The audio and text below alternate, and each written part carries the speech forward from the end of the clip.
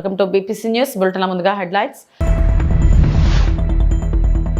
మూసీలో ఏడాదంతా నీళ్లు ప్రవహించేలా ప్రణాళికలు సీఎం రేవంత్ రెడ్డి.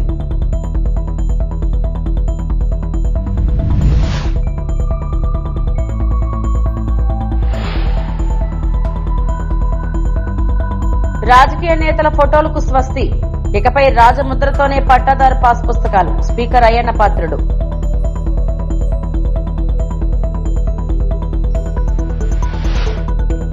శ్రీశైలంలో చిరుత కలకలం, ఓ ఇంటి ప్రాంగణంలో సంచారం.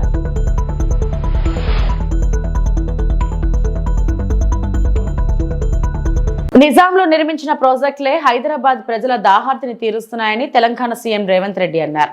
గతంలో జలవనరులను కాపాడుకునే ప్రయత్నాలు జరగలేదని విమర్శించారు. మూసీ ప్రక్షాళనపై అసెంబ్లీలో సీఎం మాట్లాడారు. వద్దంటే మీ కడుపు మంటేందో చెప్పండి, తెలంగాణ ప్రజలు నిర్ణయించుకుంటారు. అందుకే ఈరోజు మూసీ నది పరివాహక ప్రాంతాన్ని నైట్ ఎకానమీగా మారుస్తా అని చెప్పిన అధ్యక్ష. పట్టణం అంతా రాత్రి 9 గంటలకు నిద్రపోతే రాత్రి 9 గంటల నుంచి ఉదయం 6 గంటల వరకు మూసీ నది పరివాహక ప్రాంతంలో నైట్ ఎకానమీని రివైవ్ చేసి అక్కడ హోటల్స్, ఆఫీసులు, అదే విధంగా ఫుడ్ కోర్ట్స్, కల్చరల్ యాక్టివిటీస్ వీటన్నిటిని కూడా ప్రపంచ స్థాయి నగరంగా మార్చడానికి నైట్ ఎకానమీని ఓపెన్ చేయబోతున్నామని చెప్పినాం అధ్యక్ష. ఆ ప్రాంతంలో ఉన్న ప్రతి వాళ్లకు, నష్టపోయే వాళ్లకు అత్యధికంగా నష్టపరిహారం ఇచ్చి బ్రహ్మాండమైన కాలనీలు కట్టించిస్తాం అధ్యక్ష. ఈ రోజు వాళ్ళు ఏ పరిస్థితి లేనోళ్ళు, ఏ దిక్కు లేనోళ్ళు, సర్వం కష్టాలలో మునిగేటోడే మూసీ పక్కన పోయి ఇల్లు కట్టుకుంటాడు అధ్యక్ష. మూసీలో ఉండే దోమలు గాని, కంపు గాని, అక్కడ ఉన్న వాతావరణం గాని, శవాలు కొట్టుకొస్తుంటే ఎవరైనా అక్కడ ఉండాలనుకుంటారు అధ్యక్ష. ఏ పేదోడైనా మీరు చెప్పండి అధ్యక్ష. ఒకప్పుడు నందనవనం కట్టింది కదా అధ్యక్ష, మూసీ నదిలో ఉన్న వాళ్ళని తీసుకెళ్లి. ఈ రోజు ఆ ప్రాంతంలో నందనవనం మనం పోయినప్పుడు ఎంతమంది జిల్లాల నుంచి వచ్చిన వాళ్ళు ఉన్నారు అధ్యక్ష. ఎల్బీ నగర్ ఎమ్మెల్యే గారికి తెలుసు, నందనవనం ఆ కాన్స్టిట్యున్సీలోనే వస్తుంది. ఈ రోజు మూసీ నది పరివాహక ప్రాంతంలో ఉన్న పేదలకు మంచి వసతులు కల్పించి, వాళ్ళ పిల్లలు చదువుకోవడానికి మంచి పాఠశాలలు ఇచ్చి, వాళ్ళకు ఉద్యోగ ఉపాధి అవకాశాలు కల్పిస్తామని మేమంటే లేదు, అది అట్లనే ఉండాలి, తరలించడానికి వీల్లేదు, కట్టడానికి వీల్లేదు, మేము అడ్డం పండుకుంటాం, మేము నిలువు పండుకుంటామన్నారు. మరి మన వర్షాలు వచ్చినప్పుడు పోయి పండుకునేది ఉండే అధ్యక్ష, పోలేదు. ఏమి లేనప్పుడు పోయి ఆ పక్కన ఉన్న కాలనీలలో పండుకొని వచ్చారు అధ్యక్ష. ఇప్పుడు వద్దంటున్న వాళ్ళు ఉన్నారు కదా, నెల రోజులు మూసీ నది పక్కన ఉండమని చెప్పుండ్రు అధ్యక్ష. అంబర్పేట శ్మశాన వాటిక ఉంది కదా అధ్యక్ష, ఆ శ్మశాన వాటిక దగ్గర ఉన్న శవాలు, కులిపోయిన శవాలు, కాలిపోయిన సగం కాలిన శవాలు ఉన్నాయి కదా అధ్యక్ష. వీళ్ళందరూ అక్కడ ఉండమని ఉండ్రి, చూడమని ఉండ్రి. ఏ దుర్భరమైన పరిస్థితి ఉందో అర్థమవుతుంది. అందుకే ఈ రోజు ప్రపంచ స్థాయి సంస్థలను కన్సల్టెంట్ గా పెట్టుకున్నాము. ఫస్ట్ ఫేజ్ నర్సీపట్నం రైతుల భూములకు సంబంధించిన పట్టాదారు పాస్ పుస్తకాలపై రాజకీయ నాయకుల ఫోటోలు ఉండకూడదని ప్రభుత్వ అధికారిక చిహ్నమైన రాజముద్రతోనే ఇకపై పాస్ పుస్తకాలు జారీ చేస్తామని రాష్ట్ర అసెంబ్లీ స్పీకర్ చింతకాయల అయ్యన్న పాత్రుడు స్పష్టం చేశారు. శుక్రవారం నర్సీపట్నం స్థానిక మార్కెట్ యార్డ్ లో రెవెన్యూ శాఖ ఆధ్వర్యంలో నిర్వహించిన నూతన పట్టాదారు పాస్ పుస్తకాల పంపిణీ కార్యక్రమంలో ఆయన ముఖ్య అతిథిగా పాల్గొన్నారు. ముఖ్యమైన కార్యక్రమం ఏంటంటే రైతు పాస్ పుస్తకాలు ఉండవు, తెలిసి మీ అందరికీ పాస్ అయి ఉన్నాయి. ఆ పాస్ పుస్తకాలని మనకున్న భూముల వివరాలన్నీ కూడా పాస్ పుస్తకాలు ఉంటాయి. ఈ మధ్యన గత 5 సంవత్సరాల్లో ఈ పాస్ పుస్తకాలు ఇష్టం వచ్చినట్టు వాళ్ళు తయారు చేశారు. ఒకరి భూమి ఒకరి పాస్ పుస్తకం వెళ్ళిపోయింది, ఇంకొకరి భూమి ఇంకో పాస్ పుస్తకం వెళ్ళిపోయింది, ఎవరిష్టం వాడిది అయిపోయింది. కొంతమంది అయితే పక్కోడి భూమి కూడా కల్పిస్తున్న పాస్ పుస్తకాలు రాయించుకున్నారు. నాకు ఇంటికి ప్రతిరోజు కూడా మా ఇంటి దగ్గరికి 10-15 కేసులు ఇవే వస్తాయి. నా భూమి కల్పించుకున్నాడండి, పక్క భూమి కల్పించుకున్నారండి అనేక కంప్లైంట్. అంచేత చంద్రబాబు గారితో మాట్లాడిన తర్వాత మీ అందరం కూడా దాన్ని రీసర్వే చేసి మీ అందరి తాలూకు ఆలోచనలు చెప్పిన సలహాలు తీసుకొని దాన్ని ఎవరి భూమి అయితే ఉందో వారి భూమిని సక్రమంగా పాస్ పుస్తకాలు చేసి మీకు ఇవ్వాలన్నది మీ ప్రభుత్వం తాలూకు ఆలోచన. సింపుల్గా చెప్తే మీకు అర్థమయ్యేలా చెప్తున్నాను నేను. మీకు పాస్ పుస్తకం మీ చేతిలో ఉంటే ఒకవేళ ఎవరైనా ఉంటారు, దొంగలు ఉన్నారు, ఏదన్నాం ప్రతి చోట దొంగలు ఉన్నారు. బాబు గారితో మాట్లాడిన తర్వాత రెవెన్యూ మినిస్టర్ గారి అంతా కూర్చొని దీన్ని సర్వే చేసి, చాలా పెద్ద టైం ఇది, రాష్ట్రం మొత్తం మీద అన్ని గ్రామాల్లో కూడా సర్వే చేసి ఎవరికి ఇబ్బంది లేకుండా చెయ్యాలని చెప్పి ప్రభుత్వం ఆలోచన చేసింది. దాంట్లో భాగంగా ఇప్పటికి రాష్ట్రం మొత్తం అన్ని 175 నియోజకవర్గాలు కూడా ఈ సర్వే చేసాం. అలాగే మన నర్సీపట్నం నియోజకవర్గాలు కూడా కొన్ని గ్రామాలు అయ్యాయి సర్వే. ఆ గ్రామాలన్నిటికీ కూడా పాస్ పుస్తకాలు ఇవ్వాలని చెప్పి ఈవేళ ఇది స్టార్టింగ్ మాత్రమే. మీరు రోజు నర్సీపట్నం రావాల్సిన లేదు. అదే ఆర్డీఓ గారికి, కలెక్టర్ గారికి చెప్పాను నేను. ఇవాళ స్టార్టింగ్ కాబట్టి ఈవేళ రాష్ట్రం మొత్తం మీద అన్ని నియోజకవర్గాలు కూడా ఈవేళ ఈ కార్యక్రమం పెట్టాం. ఇది ఒక్కరోజే. ఇక్కడ రేపటి నుంచి మీరు ఇక్కడ నర్సీపట్నం రావాల్సిన లే. మీ మండలంలో మీ గ్రామం కూడా వెళ్తారు కదండి. మీ మండలంలో మీ గ్రామం వచ్చి పాస్ పుస్తకాలు ఇచ్చి ఏర్పాటు చేస్తున్నాం. ఇదే మండలానికి కూడా వెళ్ళాల్సి లేదు. ఆఫీసులో మీ గ్రామం వస్తారు, మీ సచివాలయంలో కూర్చుంటారు, మిమ్మల్ని అందరినీ పిలిచి పుస్తకాలు అక్కడ ఇచ్చి ఏర్పాటు చేస్తాం. ఇవాళ ఒక్కరోజు అంటే ఓపెనింగ్ రోజు కాబట్టి రాష్ట్రం అంతా ఒకేసారి చేస్తున్నాం కాబట్టి ఇవాళ నర్సీపట్నంలో పెట్టడం జరిగింది. రేపటి నుంచి మీరు ఇక్కడ రావాల్సిన లేదు. మీ ఊరే వస్తారు, వచ్చి మీకు ముందుగా ఇంటిమేట్ చేస్తారు. ఈ సచివాలయం జరిగి ఉండి తీసుకోవాల్సిన అవసరం ఉంది. రెండోది ఏంటంటే, ఎందుకు పాస్ పుస్తకాలు మార్చాం? మరి గత ప్రభుత్వంలో పాస్ పుస్తకాలు ఇచ్చారు, మనం ఎందుకు మార్చాం చెప్పాలి కదా, మీకు తెలియదు కదా. భూమి మీది, మీ తాతలో మీ తండ్రిలో ఇచ్చిన భూములు అవి, పూర్వం నుంచి వచ్చిన భూములు. భూమి మీది, మీ పాస్ పుస్తకం మీద మా ఫోటో ఎందుకండి? నా భూమి అది. మరి గత ప్రభుత్వంలో చూడండి ఫోటో, ఈ బొమ్మ, ఈ మొహం, ఈ బొమ్మ, నవ్వు చూడండి. విశాఖను సాంస్కృతిక రాజధానిగా అభివృద్ధి చేశామని, ఉత్తరాంధ్ర కళా వైభవాన్ని ప్రపంచ వ్యాప్తం చేస్తామని భీమిలి ఎమ్మెల్యే గంటా శ్రీనివాసరావు అన్నారు. కళాభారతి ఆడిటోరియంలో శుక్రవారం ఏర్పాటు చేసిన అంతర్జాతీయ నృత్య కాంగ్రెస్ 2 సభకు ముఖ్య అతిథిగా ఆయన హాజరై మాట్లాడారు. హైదరాబాద్ రవీంద్ర భారతి లాంటి సాంస్కృతిక వేదికను తొందరలోనే అందుబాటులోకి తీసుకొస్తామని తెలిపారు. అంతర్జాతీయ నృత్య కాంగ్రెస్ 1 విశేషాలతో మంచి క్వాలిటీతో ముద్రించిన పుస్తకానికి ప్రాచుర్యం తీసుకురావాలన్నారు. సంస్కృతి సాంప్రదాయాల విస్తృతికి కృషి చేస్తున్న రైటర్స్ అకాడమీ చైర్మన్ వివి రమణమూర్తి, విక్రమ్ గౌడ్లను గంటా అభినందించారు. నృత్య కాంగ్రెస్ చైర్మన్ కెవి సత్యనారాయణ మాట్లాడుతూ, గంటా శ్రీనివాసరావు విద్యాశాఖ మంత్రిగా ఉన్నప్పుడు 300 మంది కూచిపూడి కళాకారులకు ప్రభుత్వ టీచర్లుగా అవకాశం కల్పించారని పేర్కొన్నారు. పద్మశ్రీ దర్శన జవేరి, సాయి వెంకటేష్, అనుపమ మోహన్, కేరళ పి రమాదేవి, ఎం భారతి, వల్లభనేని, కె బాలకృష్ణ, గంగరాణి తదితరులను గంటా సన్మానించారు. ఈ టూరిజం డాన్స్ కాంగ్రెస్ అనే పేరుతోటి ఒక ఇది ఏర్పాటు చేయటం, అందులో మరి ఒక రాష్ట్రమే కాదు దేశ విదేశాల నుంచి కూడా ఎంతో మంది ప్రతినిధులు దాంట్లో పాల్గొనడం, ఒక పండగ వాతావరణ కార్యక్రమం జరగడం చాలా సంతోషంగా ఉంది. నేను ఈ సందర్భంగా మరి మరొకసారి ఆల్రెడీ చెప్పాను, అక్కడ మళ్ళీ చెప్తా ఉన్నాను. విశాఖపట్నం అనేది ఒక ఫైనాన్షియల్ క్యాపిటల్గా ఆల్రెడీ ఉంది, అది ఒక కల్చరల్ క్యాపిటల్ కావాలి. ఉత్తరాంధ్ర అనేది కళ్ళకి ఒక కేర్ ఆఫ్ అడ్రస్గా కావాలి. ఇక్కడున్నంతమంది కళాకారులు లేకపోతే రచయితలు కానీ లేకపోతే ఎంతో మంది ఇక్కడ ఉత్తరాంధ్ర నుంచి ఉన్నారు మనకి. వాళ్ళందరూ కూడా సరైన గుర్తింపు ప్రోత్సహించే విధంగా ఇలాంటి ఒక వేదికలు ఏర్పాటు చేయాల్సిన బాధ్యత కూడా ప్రభుత్వం పైన, మళ్ళాంటి వాళ్ళ పైన కూడా ఉంది. మరి ఈ సందర్భంగా నేను విక్రమ్ని అలాగే రమణమూర్తి గారిని ఒకటే కోరుతా ఉన్నాను, వైజాగ్ని కల్చరల్ క్యాపిటల్గా చేయడం కోసం మీకు ప్రభుత్వం నుంచి ఎలాంటి సహాయం కావాలి, అలాగే ఇక్కడ వైజాగ్లో కూడా మీకు ఇతర సపోర్ట్ ఎలాంటిది కావాలో తప్పకుండా నేను కూడా ఇందులో పార్టిసిపేట్ చేస్తాను, నేను కూడా దీంట్లో భాగస్వామ్యం అవుతాను. దీన్ని మనం ముందుకు తీసుకెళ్దాం. వైజాగ్ అనేది ఒక కల్చరల్ హబ్గా తయారు చేసరికి అన్ని ప్రయత్నాలు చేద్దామని చెప్పడం జరిగింది. మరి తను ఒక రిలెంట్లెస్ ఎఫర్ట్స్ ఎప్పుడు కూడా చేస్తా ఉన్నారు ఈ దీనికి సంబంధించి. ఆల్రెడీ రమణమూర్తి గారు అయితే ఒక రైటర్స్ అకాడమీ పేరుతోటి వాళ్ళు ఒక రెగ్యులర్గా ప్రోగ్రామ్స్ అన్ని మొన్ననే చూసాం, ఒక నాటకాలు ఏదో కూడా పెట్టి వాళ్ళ చివరికి వాళ్ళ మనవాళ్ళు కూడా ఆ కల్చరల్ సైడ్ ఎక్కడ ఆ కళలకు సంబంధించి ఎంకరేజ్ చేస్తా ఉన్నారు. ఎమ్మిగ్నూరు పట్టణంలోని వ్యవసాయ మార్కెట్ యార్డ్ సమీపంలో ఎమ్మిగ్నూరు మాలపల్లి కోసగి రహదారి అభివృద్ధి పనులకు Yemmiganur MLA doctor B V Jayanageswarareddy ఘనంగా భూమి పూజ, శంకుస్థాపన నిర్వహించారు. R&B రోడ్ల మరియు భవనాల శాఖ ఆధ్వర్యంలో 5 కోట్ల వ్యయంతో ఈ రహదారి అభివృద్ధి చేపట్టనున్నారు.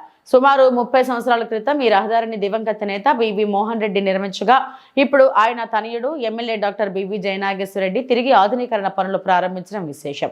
ఈ రహదారి పూర్తయితే రైతులకు పంటల రవాణా మరింత సులభతరం అవుతుండటంతో పాటు వ్యాపారులు, మార్కెట్ యార్డ్ కార్యకలాపాలకు ఎంతో ఉపయోగకరంగా ఉండనుంది. ప్రాంత అభివృద్ధి దిశగా ఇది మరో కీలక అడుగని ఎమ్మెల్యే పేర్కొన్నారు. కార్యక్రమంలో R&B శాఖ అధికారులు, మున్సిపల్ కమిషనర్ తదితరులు పాల్గొన్నారు. ముఖ్యంగా మార్కెట్ యార్డ్ నుంచి ఎమ్మెగనూరు టౌన్లోని మార్కెట్ యార్డ్ నుంచి దాదాపు కోసిగి మాలపల్లి పోయేంత వరకు ఉన్న రోడ్డు దశాబ్దాల కాలంగా 30 సంవత్సరాలు 40 సంవత్సరాల క్రితం నా తండ్రి కీర్తిశేషులు బివి మోహన్ రెడ్డి గారు వేసిన రోడ్డు. ఆ తర్వాత అనేక సమస్యలు, అనేక ఇబ్బందులతో ఈ రోడ్డు పూర్తిగా తీవ్రమైనటువంటి కష్టాలు.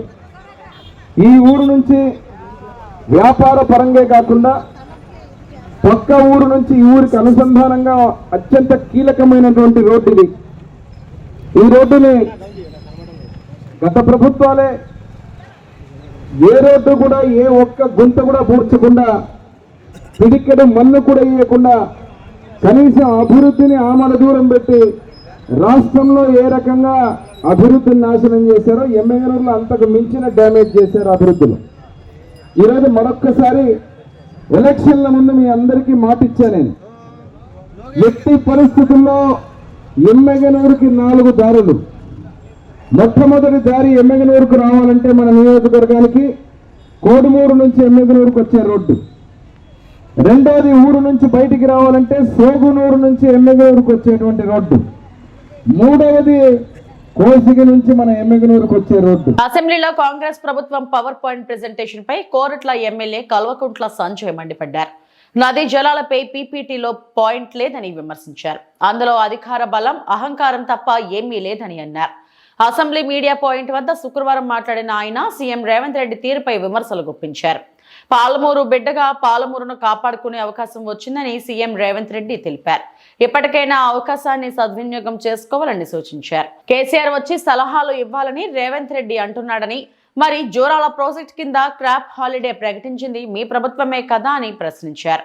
కేఎల్ఐలో ఇప్పటికీ పుష్కలంగా నీళ్లు ఉన్నాయని తెలిపారు. కానీ ఆదిత్యనాథ్ దాస్ సలహాతో జోరాల నుంచి లిఫ్ట్ చేయాలని అంటున్నాడని పేర్కొన్నారు. దయచేసి ఇప్పటికైనా మంచి సలహాదారుని పెట్టుకోవాలని సూచించారు. ఆంధ్ర అడ్వైజర్ని తీసేసి తెలంగాణ అడ్వైజర్ని పెట్టుకోవాలని అన్నారు. నీళ్లకు సంబంధించి పక్క రాష్ట్రంతో మనకు ఉన్న సమస్యలు పరిష్కారం కావాలంటే తెలంగాణ పోయి ఉన్నోడి అడ్వైజర్గా ఉండాలని స్పష్టం చేశారు. తెలంగాణ నీళ్లు తెలిసినోడు, తెలంగాణ పట్ల ప్రేమున్నోడు, తెలంగాణ పట్ల ఆప్యాయతున్నోడు, తెలంగాణ ప్రజల పట్ల నిజాయితీగా పనిచేసేటోడు మీకు అడ్వైజర్గా ఉండాలి. ఎవరు మీకు అడ్వైజర్? మరి ఇప్పుడు ఆంధ్రప్రదేశ్ రాష్ట్రంలో మన మీద పాలమూరు రంగారెడ్డి ఆపమని 100ల కొద్ది కేసులు వేసిన ఆదిత్యనాథ్ దాస్ గారు మీకు ఇప్పుడు అడ్వైజర్. ఆయన ఇచ్చే అడ్వైజ్ ఏంది? మీకు జూరాలలో లిఫ్ట్ చేయాలని. జూరాలలో నీళ్ళు లేవని మీకు తెలుసు, మొత్తం అందరికీ తెలుసు, అక్కడ ఉన్న రైతులకు కూడా తెలుసు. లిఫ్ట్ చేయాలని ఆయన చెప్తే మీరు ఆయన మాట పట్టుకొని కూర్చుంటా ఉన్నారు. దయచేసి ఫస్ట్ మీకు చెప్పేది ఒక రిక్వెస్ట్, మంచి అడ్వైజర్ని పెట్టుకోండి. తెలంగాణ సోయి, తెలంగాణ నీళ్ల పట్ల అవగాహన ఉన్న చాలామంది ఇంజనీర్లు ఉన్నారు. దయచేసి ఫస్ట్ ఒక ఆంధ్ర అడ్వైజర్ని తీసేసి, ఎవరైతే ఇదే పాలమూరు రంగారెడ్డి మీద 100ల కేసులు వేసినాడు ఆ రోజు ఆపమని 2014 నుంచి 19 వరకు చంద్రబాబు నాయుడు గారి పవర్లో ఉన్నప్పుడు ఈ ఆదిత్యనాథ్ దాస్ గారు అక్కడ ఇరిగేషన్ సెక్రటరీ, ఆయనే 100ల కొద్ది కేసులు వేసినాడు. ఎట్లా ముందలు పోతుంది పాలమూరు రంగారెడ్డి? దయచేసి ఇప్పటికైనా చెప్తా ఉన్నాము, మీరు బూతు పురాణాలు ఆపి మంచి అడ్వైజర్ని పెట్టుకొని, మిగతా ఎట్లాగో మీరు ఆంధ్రప్రదేశ్ అడ్వైజర్లు తీసుకుంటారని మాకు తెలుసు, కానీ నీళ్ళకి సంబంధించిన విషయం ఇది. ఇప్పుడు ఎప్పటికే తెలంగాణ రాష్ట్రం, తెలంగాణ ప్రజలు ఆ దశాబ్దాల కాలంలో నీళ్ళ కోసం కష్టపడ్డాము. ఇప్పుడన్నా మంచి అడ్వైజర్లు తీసుకోవాలని చెప్పి ముఖ్యమంత్రి గారు చెప్తా ఉన్నాం. రెండోది ఏమనంటే, ఉత్తమ్ కుమార్ రెడ్డి గారు ఇప్పుడు ఒక చుక్క నీళ్ళు ఒక ఎకరానికి రాలే ఇప్పటివరకు అంటాడు. ఎంత విచిత్రంగా ఉండదంటే ఉత్తమ్ కుమార్ రెడ్డి గారు మాట్లాడితే తనకి ఇప్పటి వరకు మనిషోడు సబ్జెక్ట్ అర్థమవుతలేదు, తనకి ఇప్పటికి కూడా అర్థమవుతలేదు సబ్జెక్ట్. పాలమూరు రంగారెడ్డి 27,000 కోట్లు ఖర్చు పెట్టి నీళ్ళు ఇవ్వలేదంటే మొత్తం హెడ్ అంతా అయిపోయింది కదా. ఫిబ్రవరి 2వ తేదీ అనంతపురం జిల్లాలోని నార్పల మండలం బండ్లపల్లి గ్రామంలో ఏఐసిసి అధినాయకుల ఆధ్వర్యంలో భారీ బహిరంగ సభ నిర్వహించినట్లు కాంగ్రెస్ పార్టీ మాజీ కేంద్ర మంత్రి చింతా మోహన్ దాస్ పేర్కొన్నారు. అనంతపురం నగరంలోని ప్రైవేట్ ఫంక్షన్ హాల్లో నిర్వహించిన మీడియా సమావేశంలో ఈ రోజు ఆయన పాల్గొని మాట్లాడారు. రాష్ట్రానికి ముఖ్యమంత్రులుగా 7 మంది పనిచేసినప్పటికీ రాయలసీమ అభివృద్ధిని ముందుకు తీసుకురావడంలో వైఫల్యం చెందారని ఆయన విమర్శించారు. ప్రస్తుత అధికార పార్టీ ముఖ్యమంత్రి చంద్రబాబు నాయుడు రాష్ట్రంలోని అత్యంత వెనుకబడిన రాయలసీమలో మైక్రోసాఫ్ట్ కంపెనీ పెట్టుబడులు పెట్టేలా కృషి చేయాలని సూచించారు. దేశంలోనే తొలిసారిగా జాతీయ ఉపాధి హామీ పథకం ప్రారంభించిన జిల్లాల్లోనే బండ్లపల్లి గ్రామంలో ఏఐసిసి ఆధ్వర్యంలో భారీ బహిరంగ సభ, మహాత్మా గాంధీ జాతీయ ఉపాధి హామీ పథకం పేరు మార్పును నిరసిస్తూ కార్యక్రమాలు ఉంటాయని ఆయన పేర్కొన్నారు. జిల్లాలో ఫిబ్రవరిలో నిర్వహించే బహిరంగ సభకు ఏఐసిసి అధినేతలు మల్లికార్జున ఖార్గే లేదా సోనియా గాంధీని ఆహ్వానించే అవకాశం ఉందని ఆయన వివరించారు. రాయలసీమలో ఉన్నటువంటి నిరుద్యోగం, మైక్రోసాఫ్ట్, రెండవది రాయలసీమలో ఉన్నటువంటి పేదరికం, ఉపాధి హామీ పథకం మహాత్మా గాంధీ, మూడవది రాయలసీమలో ఉన్నటువంటి ప్రసిద్ధి చెందినటువంటి పుణ్యక్షేత్రం, దేవాలయం తిరుమల తిరుపతి దేవస్థానం. ఈ 3 విషయాలు ప్రస్తావించేదానికి మేము ముందుకు రావడం జరిగింది. ఈరోజు నిరుద్యోగుల పరిస్థితి రాయలసీమలో భయంకరంగా ఉంది. కన్నీళ్ళు, ఆవేదన, కడుపు మంట, చాలా వింటే చాలా బాధాకరంగా ఉంది. బిడ్డలు ఎంటెక్లు చదివారు, కంప్యూటర్లు చదివారు, బిఏలు ఎంఏలు చదివి ఇళ్లల్లో ఖాళీగా ఉన్నారు. కూలికి పోలేరు. తల్లిదండ్రులు పెట్టే అంత ముద్ద తింటూ సంవత్సరాలు గడుపుతూ ఉన్నారు. మన దేశానికి స్వతంత్రం వచ్చి 75 సంవత్సరాలు దాటింది. ఆంధ్రప్రదేశ్ రాష్ట్రం ఏర్పాటై కూడా 75 సంవత్సరాలు దాదాపుగా దాటేసింది. మరి ఈ పరిస్థితుల్లో రాయలసీమ జిల్లాల నుంచి 7 ముఖ్యమంత్రులు వచ్చారు. దాదాపు 40 సంవత్సరాలు పరిపాలించారు. పొద్దున్నే నేను బయలుదేరాను 6 గంటలకి తిరుపతిలో. దాదాపు 5 గంటల ప్రయాణంలో ఆ వైపు ఈ వైపు చూస్తూ వచ్చాను. రాయలసీమ మొత్తం నాకేమీ కనపడలేదు. మంచి రాళ్ళు కనపడ్డాయి, అక్కడక్కడ చింత చెట్లు కనపడ్డాయి, చింతపండు చెట్లు తప్పించి నాకేమీ కనపడలేదు. నేమ్ బోర్డులు కనపడ్డాయి, లేదనంటే మేము వేయించిన ఒక రోడ్డు ఒకటి కనపడ్డది తిరుపతి నుంచి అనంతపూర్ దాకా.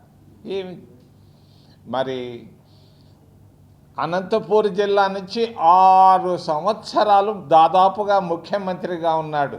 నాకు ఆయన అంటే చాలా గౌరవం.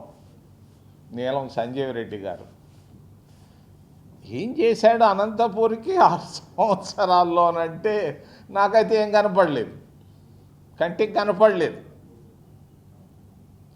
మరి పక్క జిల్లా చిత్తూరు జిల్లాలో ముఖ్యమంత్రిగా ఉన్నాడు దాదాపు 15 సంవత్సరాలు మా మిత్రుడు చంద్రబాబు నాయుడు గారు. గత 5 ఏళ్ల వైసీపీ పాలనలో టీడీపీ సానుభూతి పరులపై కక్ష కట్టి పింఛన్లు, రేషన్ కార్డులు, ఇతర పథకాలు అందకుండా చేశారని అనంతపురం అర్బన్ ఎమ్మెల్యే దగ్గుపాటి ప్రసాద్ అన్నారు. అర్బన్ టీడీపీ కార్యాలయంలో ఆయన ప్రసాద్ దర్బార్ కార్యక్రమాన్ని నిర్వహించారు. ఈ సందర్భంగా ఆయన మాట్లాడుతూ ఇప్పటి వరకు 765 అర్జీలు రాగా ఇందులో 644 సమస్యలకు పరిష్కారం చూపమన్నారు. మరో 87 అర్జీల పరిష్కారం కోసం అధికారులు పనిచేస్తున్నారన్నారు. ప్రతి శుక్రవారం తాము అందుబాటులో ఉంటామని, ప్రజలకు ఏ సమస్య ఉన్నా తమతో చెప్పవచ్చునన్నారు.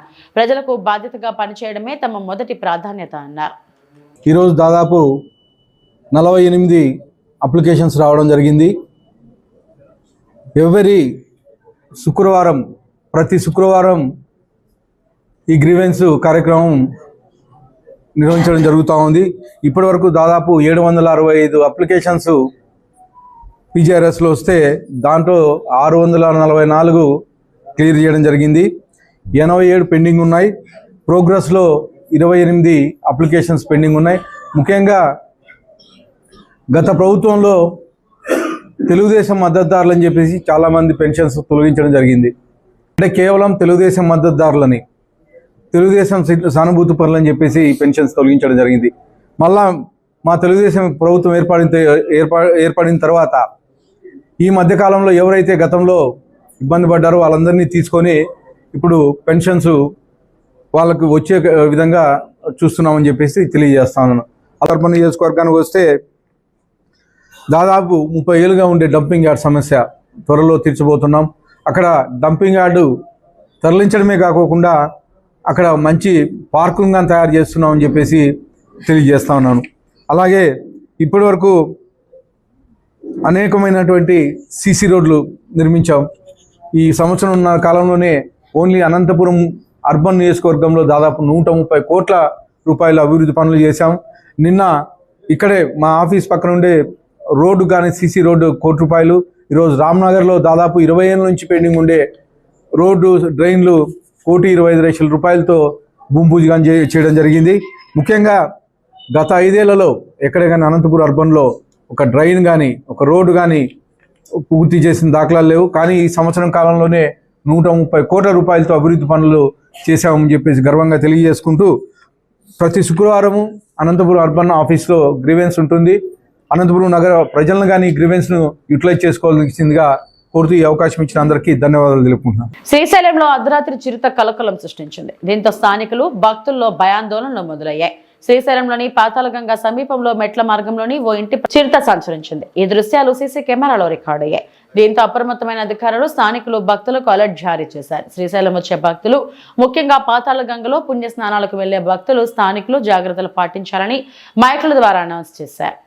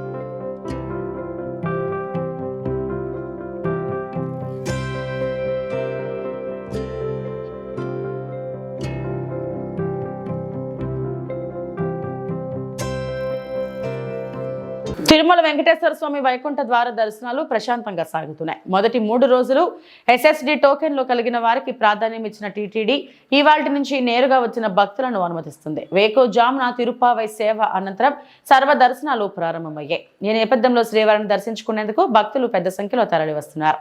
ఆక్టోపస్ భవనం పాయింట్ నుంచి నారాయణగిరి ఉద్యానవనంలోని క్యూ లైన్ల ద్వారా భక్తులను వైకుంఠం క్యూ కాంప్లెక్స్ 2లోని కంపార్ట్మెంట్లకు తరలిస్తున్నారు.